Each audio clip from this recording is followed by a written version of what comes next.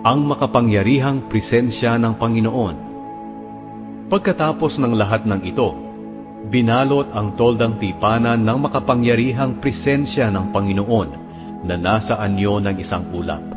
Hindi makapasok si Moises sa tolda dahil nababalot ito ng makapangyarihang presensya ng Panginoon na nasa anyong ulap.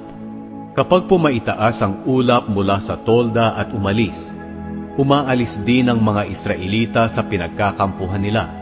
Pero kung hindi rin sila umaalis. Ang ulap na sumisimbolo sa presensya ng Panginoon ay nasa itaas ng tolda kapag araw, at nag-aapoy naman ito kapag gabi, para makita ng lahat ng Israelita habang naglalakbay sila.